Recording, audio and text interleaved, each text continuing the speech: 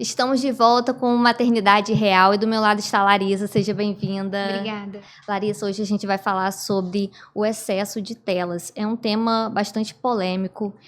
A partir de quantos anos a criança pode ter esse contato com o celular, com a TV? Vamos lá, Mari, obrigada pelo convite mais uma vez. A gente tem estudos, né, e recomendações da Sociedade Brasileira de Pediatria que até os 2 anos é sem tela. Eu sei que é um desafio gigantesco para os pais e para as famílias, principalmente nos dias atuais, que a gente utiliza recursos tecnológicos o tempo todo, mas a recomendação é que até os 2 anos é 0. A partir de 2 anos, recomenda-se de 30 minutos a 60, pensando que sempre o ideal seria esses 30 minutos. E a partir dali, gradativamente vai aumentando esse tempo. Pensando numa criança mais velha, o ideal é que não passe de 2 horas, no máximo 3 horas. E nunca sendo 2 horas corridas, sempre intercalados, que sejam assim, momentos oportunos para que ela tenha esse acesso e que sempre seja utilizado de forma de aprendizagem, né? Algo que seja benéfico e não somente de diversão, vamos pensar assim. Olha, eu confesso que é um tema que tem gerado muitas discussões, até mesmo no grupo das mães. Eu li uma caixinha de perguntas, né, de uma blogueira. Perguntaram se ela deixa o filho dela de meses, né, ter esse contato, e ela falou que não. Ela falou que não deixa, e ela falou que mãe que deixa. Na hora que eu li aquilo, nossa, meu coração... A mãe, assim, se sente a pior mãe do mundo, né? E é bom a gente falar que esse assunto não é, assim, para julgar Sim. as mães, né, que deixam os filhos, não, mas para alertar, porque é importante ter esse equilíbrio. Você falou da idade, do tempo. É de acordo com a idade, né? Que tem o tempo estimado para deixar de frente. Perfeito. A gente sabe que é desafiador para as famílias. A gente tem hoje a tela do celular, que é muito mais fácil do que a tela da televisão, se a gente for pensar anos atrás. O acesso às informações hoje em dia é muito mais rápido, então há anos atrás a gente assistia os mesmos episódios de desenhos repetidamente, quando a gente vai pensar na nossa infância. Hoje em dia as crianças não têm nem necessidade de ver nada repetido, porque cada dia, cada minuto tem uma coisa nova. E eu acho que, assim, é um tema muito importante pra gente falar, no sentido de conscientizar, mas entendendo que cada família tem sua realidade, né? Que a gente não tá aqui pra julgar, mas sim pra informar, e obviamente cabe a cada família fazer essa reflexão. Então, o ideal é o que eu falo para as minhas famílias no consultório, né? O ideal é o que eu vou te dizer, mas o real, você que vai fazer na prática ali. Então, assim, o ideal é que sem tela até os 2 anos. E aí, qual é a grande questão do uso de tela nessa faixa etária, né? As telas deixam que esse paciente, essa criança, fique passiva diante daquele estímulo. Então, por exemplo, quando eu coloco uma tela para uma criança de 6 meses, 1 ano, ficar assistindo, ela até parece demonstrar que está interagindo com uma tela, mas não tem troca, não tem conexão ali acontecendo e habilidades sendo desenvolvidas nesse contexto social. É diferente de eu estar com essa criança brincando com ela durante 30 minutos, que seria o tempo que talvez ela estaria vendo essa tela, né? Que muitas vezes a família deixa, por exemplo, para fazer um almoço, vai tomar um banho, as mães que não têm ali rede de apoio, vai tomar um banho, a criança está vendo uma tela e tudo mais. Eu sei que é difícil, mas quando a gente para pensar nisso, a gente observa que a tela traz malefícios nesse desenvolvimento bem precoce, bem infantil. Eu diria que para os mais velhos é mais fácil da gente conseguir ter benefícios ou utilizar a nosso favor, né, como meio de aprendizagem mesmo, como ferramenta. Mas para os pequenos, eles perdem oportunidades. Eu acho que esse é o grande ponto, né? Eles deixam de ter oportunidades de desenvolver muitas outras habilidades que eles poderiam estar desenvolvendo. Sim. E aí o que mais aparece, assim, que eu costumo relacionar e que a gente vê nos estudos, é o atraso de fala. Os pequenos que têm atraso de fala, quando a gente começa a investigar com a família como que é esse uso de tela e tudo mais, sempre é um uso abusivo. E aí não tem troca, e linguagem, né, comunicação é troca. Eu não me comunico sozinha, eu tenho que ter algum receptor para trazer isso de volta. E na tela a gente não tem receptor. Por mais que pareça ser um vídeo lúdico, um vídeo pedagógico, que tem uma musiquinha, que tem uma dança, que tem algum ensinamento, né? Às vezes de número, de letras e tudo mais. Mas a criança não sabe para que serve aquilo, em que vai ser utilizado aquilo, quando utilizar. Então, ela absorve aquela informação, não tem troca, ou seja, não tem construção, e eu não sei para que serve isso por enquanto. E aí eu guardo, ou melhor, utilizo minha memória para algo que talvez não seja importante naquele momento. Como, por exemplo, uma criança de 1 ano, não é necessário que ela saiba número, letra. Ela tem outras habilidades para serem desenvolvidas, né? Então, um dos efeitos negativos é o atraso na fala, quando a criança tem esse acesso, né, abaixo de 2 anos. Isso é nítido, a gente vê. E, de certa forma, quando a gente recomenda as famílias para diminuir o máximo possível, a gente já vê benefícios. Tem uma questão também que é muito apontada nos estudos, que é atrofia muscular, ou seja, a criança fica muito tempo parada, sentada, normalmente de modo totalmente desorganizado, né? Às vezes deitado, mão assim, enfim, não tem uma postura correta, e aí acaba tendo complicações na parte muscular, na coordenação motora e na motricidade de modo geral. Além disso, tem outros estudos que falam também sobre a questão da vista, né? Prejudica muito a visão. Tem uma síndrome, se eu não me engano, do olho ressecado, que realmente causa por conta desse excesso de tela, e aí pode gerar lá na frente questões piores voltadas para a questão da visão. Agora, falando das crianças maiores, né? Quais doenças pode causar esse excesso de tela? Eu acho que é importante a gente pensar numa coisa, né? Assim, vou falar algo que talvez pareça ser pesado, mas não é que é pesado no sentido de ser ruim, mas para a gente entender como funciona isso no cérebro. O contato com a tela em excesso gera ativa, na verdade, um sistema nosso chamado sistema de recompensa. Esse sistema de recompensa é um sistema que tem uma produção em excesso de um neurotransmissor, que é a dopamina, que é um neurotransmissor que está todo mundo feliz, alegre, gosta e tudo mais. Esse neurotransmissor é o mesmo neurotransmissor que normalmente é ativado, como, por exemplo, no uso de drogas. Então, quanto mais você usa, mais eu quero aquela sensação, aquele bem-estar. E é exatamente assim que funciona com o uso abusivo de tela nas crianças maiores. Quanto mais eu tenho acesso, mais eu quero, porque eu adoro, é bem gostoso, é prazeroso, é viciante mesmo. E aí, esse é o ponto, Mari. Além de gerar dependência mesmo, de quando você retirar, ter crise de abstinência, como se fosse uma droga, essa criança começa a ter ansiedade, porque ela não consegue esperar aquilo acontecer, ela não consegue esperar o outro dia, ela quer logo naquele momento, aquela coisa imediata. Essa criança pode ter depressão, até porque ela perde contato social, ela só fica no virtual. Essa criança provavelmente tem dificuldades na aprendizagem, e aí tem várias coisas que podem acarretar na escola. Entre outros fatores, como o sono, que pode ter uma alteração, porque normalmente trocam noite pelo dia, né? A parte da aprendizagem mesmo, como escrita, por exemplo, comunicação, são crianças que às vezes não conseguem conversar com outra pessoa, porque só sabe digitar, cheio de siglas, né, de gírias ali no online. Então, existem doenças que vêm junto com o vício, com esse uso abusivo das telas. Eu já vi crianças na pré-adolescência em festas, né, de família, ambientes assim, para se socializar, né, conversar, e a criança fechada no cantinho, só com o celular ou com o tablet, né, jogando. A criança não gosta, né, de conversar, de fazer amizades, e isso prejudica bastante, né? E eu acho que assim, eu acho que os pais desses adolescentes ainda não perceberam, talvez, o quanto de malefício que isso vem trazendo, porque lá na frente, quando eles forem adultos, eles vão ser adultos totalmente mais dependentes, né, porque não tem essa autonomia, porque não desenvolveu, tem sempre alguém para fazer, e para se inserir nesse mercado de trabalho vai ser muito mais difícil, porque eles não conseguem se relacionar com o outro. Então, como que eu consigo pensar nesse paciente, nesse adulto, ou melhor, nesse adolescente que vai se tornar um adulto, nesse contexto de mercado de trabalho que não consegue se relacionar com o outro porque só está acostumado a fazer no digital, né? Então, normalmente é um adolescente que reclama mais das coisas, é um adolescente que tem baixa tolerância à frustração, é um adolescente que tem dificuldade de estar nesse meio social, e quando está por meio que obrigado, se recusa a fazer contatos sociais.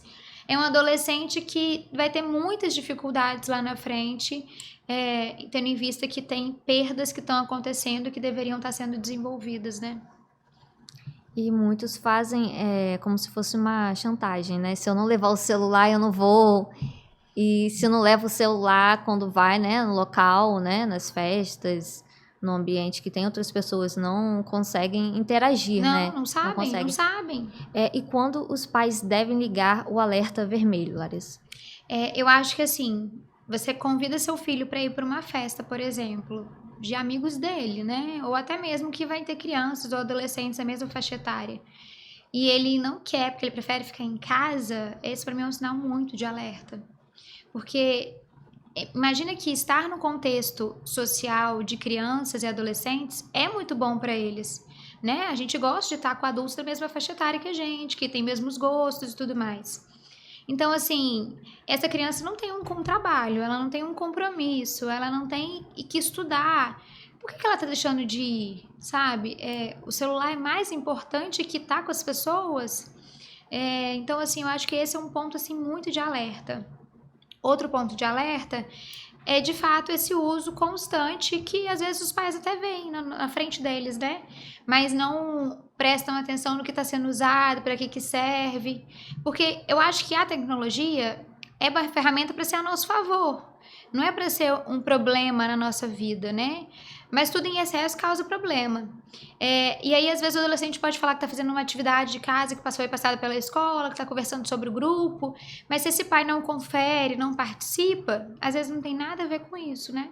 Então, eu acho que esse contato muito próximo desse telefone, às vezes o pai tenta ver alguma coisa, o adolescente foge, não quer mostrar, né? Assim, não faz nada sem o telefone, não consegue desligar. Tem adolescente que entra em crise de ansiedade quando acaba a bateria do telefone na rua, por exemplo, né? Assim, ou alguma coisa desse tipo. Eu já vi crianças pequenas, assim, eles não têm a paciência de esperar o celular carregar para usar novamente. Tem que usar enquanto está no carregador. Então, assim, é uma geração que vem, às vezes, muito mais impulsiva, com muito menos flexibilidade, é muito mais rígida, porque tem que ser sempre naquilo que eles já pensaram, já programaram, já organizaram. É uma geração que vem com pouca habilidade social desenvolvida, porque se não está no contexto social não tem como desenvolver. Então, eu acho que é uma geração que vai dar mais trabalho, né, quando tiver adulto, e vai trazer mais questões psicossomáticas do que, de fato, na adolescência em si. E aí eu acho que os pais, de fato, precisam ter esse olhar, sabe? Esse cuidado, atento, né? Pra não perder esse feeling, assim, de eu preciso intervir. Até mesmo na alimentação pode influenciar, né? Total. A criança só quer ficar ali no cantinho dela, mexendo no celular. E assim, eu recebo muitas famílias no consultório dos meus, assim, dos pequenos, né? Que é o que eu mais atendo. Com dificuldade, por exemplo, da hora da alimentação da criança. E aí fala pra mim, Larissa, mas ele só come se tiver com o telefone vendo alguma coisa no telefone. Eu falei assim, olha, essa criança não sabe nem o que tá comendo, ela não sabe nem se ela tá satisfeita. Justamente porque se ela tá vendo uma tela no momento da alimentação, da refeição, ao invés dela tá recebendo no cérebro dela lá, neurotransmissores informando que estou saciado, chega, já tá bom, ela tá vendo uma coisa que tá deixando muito mais engajada, de muito mais prazer. Então ela come sem nem saber se ela tá satisfeita, porque tem outro sistema ativado que gera muito mais prazer do que a própria comida.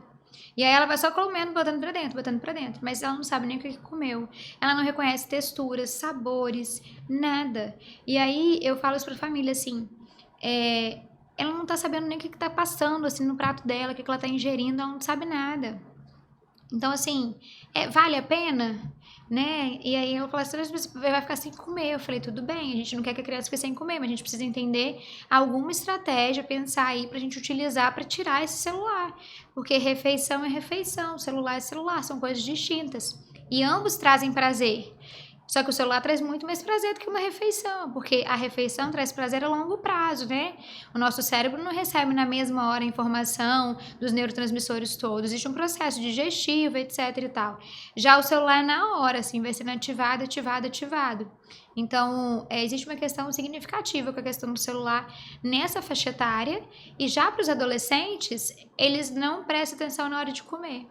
Ou melhor, eles nem sentem fome, né? Eles não querem parar o que estão fazendo para comer. Então, eles seguem ali, porque tem realmente um sistema ativado de prazer, não está sendo ruim, e aí vai seguindo, Eles seguindo, vão seguindo. vivendo no automático, sem vontade de comer, sem vontade de Exatamente. se socializar, né? Ter contato com outras pessoas. Agora, quando os pais trabalham em casa, fazem esse uso, né? Tem esse contato com a tela com frequência. E como evitar que a criança não tente fazer, né, a mesma coisa, porque a gente sabe que criança, ela quer repetir, ela quer fazer o que os pais fazem. Então, assim, os pais são exemplos. Mas nessa questão do trabalho é um pouco delicado, né? Eu costumo falar que não é só para a questão da tela, mas eu acho que é para qualquer criança é necessário ter uma rotina. E aí, quando eu falo de rotina, eu falo muito das vezes de uma rotina visual. Igual a gente faz nossa agenda, que a gente escreve o que a gente tem, ou a gente bota lá no Google Agenda para poder lembrar das coisas. A criança tem que ter a rotina dela. E aí, obviamente, ela não sabe escrever, então a gente vai fazer com imagens. Tudo que ela tem para fazer de manhã, à tarde e à noite. Quando ela tem essa rotina, ela sabe o que vai acontecer com ela. E aí ela vai talvez entender melhor que o pai ou a mãe tá ali, não é que tá livre para poder ficar com ela, ou não é que tá livre usufruindo de uma tecnologia sem um objetivo. Mas ela vai entender que ela tem uma atividade naquele momento, enquanto o papai tá fazendo uma outra coisa do trabalho dele. E aí a rotina traz para ela uma tranquilidade de que o papai pode estar com ela depois, numa brincadeira. Porque pode ter lá um momentozinho da rotina com o papai. Mas não necessariamente naquele momento e tem que ser exatamente como o pai. Então eu acho que ter uma rotina visual para essa criança ajuda muito esse processo de entender que enquanto o pai está fazendo uma coisa, ela está fazendo outra. E assim por diante. Então eu acho que essa é uma dica assim, infalível para tudo, inclusive para esse momento que tem o home office ainda acontecendo, né? Sim, eu já vi algumas mães falando também sobre esse cuidado, né? O medo também quando deixa os filhos com outras pessoas. Aí falam, como que eu vou ter esse controle? Como eu vou ter esse cuidado diário se eu não tô vendo? E aí esse é um outro cuidado que precisa ter, principalmente quando a gente fala de criança pequena, né? A criança não tem poder de escolha nesse sentido, ela não sabe se defender, ela não sabe que mundo é esse que ela vai lidar. Ela é muito inocente nesse sentido. Então, há um perigo realmente que precisa ter esse cuidado, principalmente nessas conversas, nesses jogos que tem os chats, né? Assim, de como que conversa, como que se relaciona, porque tem que ter um olhar atento realmente, porque é perigoso. Eu já vi abusadores, né, que entram pelo joguinho, né, Isso aí. e marcam encontros. Isso, Eu já perfeito. vi casos como esse em shopping, né? Então, assim, mesmo longe, os pais ficam com o coração apertado, né? Será que eu vou ter esse controle mesmo longe? Nos Estados Unidos, agora, eu não sei se eu tô falando certo dos Estados Unidos como um todo, mas eu tenho certeza que em Orlando, sim, porque eu vi algo falando sobre isso, mas acredito que seja dos Estados Unidos todo. Eles lançaram agora uma lei a partir do ano que vem. Eu até recebi notificação no Instagram falando sobre isso já. Que os jovens, né, abaixo de 16 anos, se não me falha a memória, 16 mesmo, eles precisam estar conectados no Instagram mediante permissão dos responsáveis. Então, para que eles tenham conta nessa faixa etária, precisa ter uma permissão dos responsáveis. Não sei como que eles vão fazer esse controle de idade, porque em tese não pede nenhum documento, né, no primeiro momento quando se cria uma conta. Mas a intenção é que diminua muito esses casos, né? Até mesmo lá é muito forte isso, né? A questão do suicídio, da depressão, de adolescentes, por conta mesmo dessa exclusão social, né? dessa dependência, dessa depressão que vem, dessa ansiedade. Então, é uma forma que eles estão tentando de ter um pouco mais de controle sobre o uso da rede social nessa faixa etária. E aí, os responsáveis têm que permitir que eles estejam ali nesse contexto e tenham todo o acesso ali da rede. A gente falou sobre o alerta vermelho. E quando os pais eles percebem que aquele uso do celular, né, o uso da tela não está fazendo bem para a criança, qual atitude ele deve assim, tomar de imediato? Bom, Eu acho que conversa é um caminho, no primeiro momento, né? Conversar com essa criança, acolher essa criança, ela vai trazer queixas, ela vai trazer questionamentos, é importante. Mas a gente precisa também entender que pai é pai, mãe é mãe, autoridade é autoridade, né? Eu acho que existe uma questão de respeito, sim. Eu sou muito a favor dessa educação respeitosa, mas eu acho que nem tudo eles sabem. Eu acho não, né? A gente tem estudos que realmente confirmam que nem tudo as crianças sabem o que é melhor para elas, né? Elas não têm esse conhecimento ainda. Então, em alguns momentos, talvez a gente tenha que ser mais incisivo. E aí, tentar ir tirando isso aos poucos, diminuindo o uso, né? Para não ser algo tão disruptivo, que seja tão, assim, doloroso para essa criança. Então, se está usando 3 horas seguidas, passa a usar 2 horas e meia, depois 2 horas e tudo mais. Não sou contra a gente reforçar comportamentos, ou seja, já que ele conseguiu ficar menos tempo do que o previsto, a gente pode beneficiá-lo, dar alguma recompensa, vamos pensar assim, de algo que não tem a ver com tecnologia, mas sei lá, então a gente vai poder andar de bicicleta lá fora, a gente vai poder jogar, algo assim, mas... Você não acha isso legal? Não, eu acho que pode. Que pode. Eu acho que precisa ser feito. Agora, o meio é algo que precisa ser visto com cada criança. É um olhar individual também, né? Cada caso vai ser tratado de uma forma diferente, né? Porque cada família é uma, né? Não dá pra gente generalizar. Sim, você falou como as crianças chegam para você e como você olha os pais, como é esse contato? Então, por mais que eles cheguem, assim, com muito desespero sempre, né? Assim, os pais, principalmente quando chegam com atraso na fala. Eu acolho e eu deixo muito claro que eu não tô ali pra julgar. Eu tô ali pra explicar e informar. E na maioria das vezes, sei lá, 90% dos casos, eles concordam e tentam fazer. Então, se é para diminuir tela, eles diminuem tela. Se é para tirar a tela, eles tiram a tela. Eles conseguem entender. Na verdade, eles não entendem, eles conseguem visualizar. Porque eu falo que é isso, assim. Faz a experiência e depois me fala. E aí, assim, muda completamente o comportamento, muda completamente o desenvolvimento. Então, como eles veem ali realmente na prática que dá certo, aí eles conseguem tirar ou diminuir bastante. Mas no primeiro momento, é um desespero. Eu não sei o que fazer, mas eu também não quero fazer isso. Depois, eu consigo. Entendi.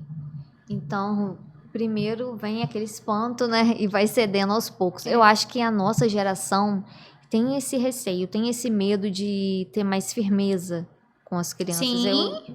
Eu acho que no dia a dia, Perfeito. atendendo, você deve ter esse olhar também, né? Perfeito. Esse medo de não estar sendo uma boa mãe, um bom pai.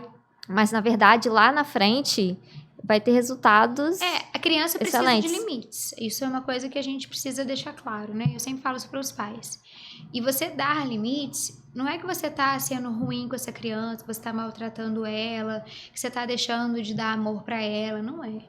Limite é dar amor, sim, porque a criança não sabe o que fazer. Então, se ela vai somente pelo sistema dela de recompensa de prazer, ela vai cair num buraco, assim, porque ela vai entrar numa que ninguém vai conseguir depois tirar.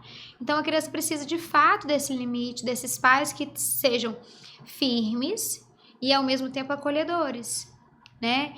Eu acho que esse que você comentou é o ponto-chave, assim. A gente veio de uma geração antiga que era muito rígida, muito firme e muito brava, assim, né? Tinha que seguir, você não podia nem olhar pro lado se tivesse alguém brigando com você. Não tinha o equilíbrio, Não né? tinha, era uma agressividade que vinha junto.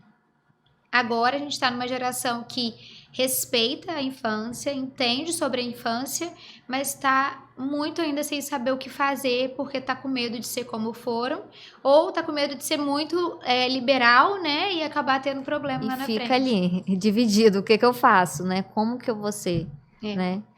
Qual pai, qual mãe que eu vou ser pro meu filho? Será que ele vai ficar com raiva de mim?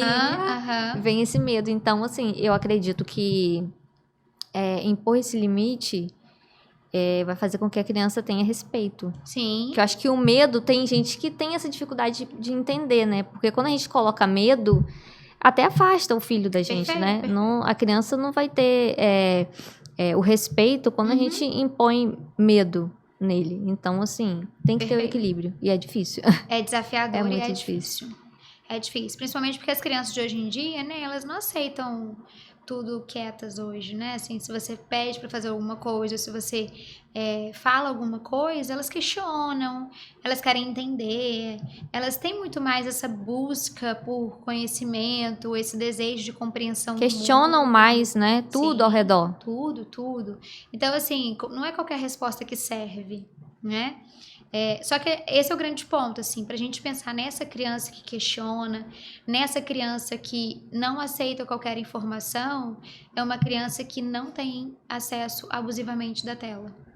Porque a criança que tem o uso abusivo da tela, que faz esse uso abusivo, ela não sabe nem conversar, ela não sabe nem questionar, ela não sabe nem perguntar.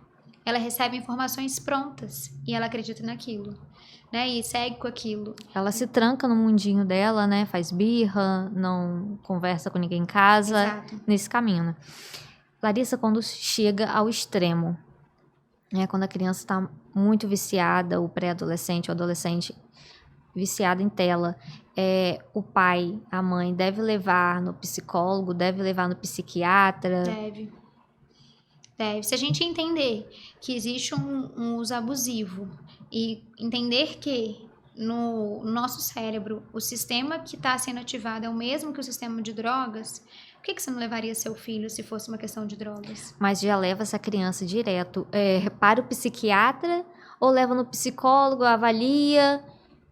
Tanto faz, mas eu acho que em algum momento vai ter que chegar nesses dois. Assim, o caminho que vai ser depende muito de cada nível, vamos pensar Cada assim, nível. né, desse abuso, né, dessa tela. Mas eu costumo falar para os pais assim, eu sei que existe ainda um tabu sobre psiquiatria, sobre psicologia, ainda existe, principalmente para os adolescentes que às vezes não têm noção o que é e aí morrem de vergonha. Ah, é coisa né? de doido. Ainda tem A gente isso escuta ainda, muito isso. Exato. Mas eu acho que é uma tentativa que tem que acontecer se tiver realmente nessa situação que não dá para resolver em casa, né, através de estratégias comportamentais, vamos pensar assim. Quando perdem o controle da situação, né? Tem que Quando vê que já não consegue impor um limite, né? Sim. Sozinho ali. Tem que ter. E assim, olhar para essa ação não como algo que você está prejudicando o seu filho, mas muito mais como algo que você está prevenindo que o pior aconteça. Que é depois ter o transtorno de ansiedade, que é depois ter um transtorno depressivo, que são as tentativas de suicídio que vem junto, que são o uso abusivo de drogas também, né? Então, assim, uma atitude dessa, num primeiro momento, pode ser ruim para a criança, certamente vai ser para esse adolescente principalmente, mas é como forma de evitar que coisas piores venham também acontecer. Lá na frente. Então, é melhor ter esse cuidado, né? Mesmo ficando com medo da reação, Sim. mas esse cuidado agora do que lá na frente ter consequências piores, né? Sim. Larissa, qual recado você mandaria para as mamães, para as vovós também, muitas avós verdade. que cuidam dos netinhos, os pais? Verdade. É o que eu falei no início, né? Assim, eu sei que é um desafio muito grande a gente conseguir ter esse uso educacional, um uso muito mais cauteloso com a tecnologia, porque nós mesmos temos dificuldades. Mas se a gente for parar para pensar que essas crianças pequenas que têm esse uso excessivo de tela perdem oportunidades de aprendizagem e de desenvolvimento, eu acho que é o ponto de partida para começar uma mudança e para ter esse cuidado. Eu costumo falar isso no consultório, assim, você quer fazer algo para o seu filho, para o seu neto, que vai prejudicá-lo, que vai atrapalhá-lo? Não quero. Então pronto, eu acho que esse é o ponto, assim, chave, né? A tecnologia, as telas propriamente ditas, nessa faixa etária dos pequenos, não trazem benefícios que a gente consiga fomentar e dizer que não, permanecer vendo que vai ser bom para ele. Não, não vai ser bom. Ele vai ter dificuldade na socialização, ele não vai desenvolver as habilidades sociais, ele vai deixar de aprender muitas coisas no contexto social que era para ser da faixa etária dele. Ele vai ter problema no sono, ele vai ter problema no comportamento, que normalmente fica muito mais agressivo. Ele pode ter um atraso de fala, ele pode ter atraso no desenvolvimento motor. Então, assim, N fatores podem, de fato, prejudicar e atrapalhar um desenvolvimento que poderia ser totalmente diferente. Eu sei que é muito difícil, mas eu falo para os pais que o pouco que conseguir reduzir, a gente já está ganhando. Até a hora que a gente chega realmente a conseguir tirar tudo. Né? E aí tem que substituir mesmo. Colocar, de repente, brincadeiras, tempo de qualidade com essa criança, momentos que ele vai brincar sozinho, momentos do ócio. É importante a criança, né, ter esse contato com os pais, mas também aprender a brincar sozinho. Exato, as crianças não sabem o que é ter ócio hoje, ficar brincando sozinho, né? Eles falam que é chato e aí não permite nem sentir tédio, né? Então, assim, faz parte sentir tédio, é uma emoção que a gente tem, faz parte achar chato também.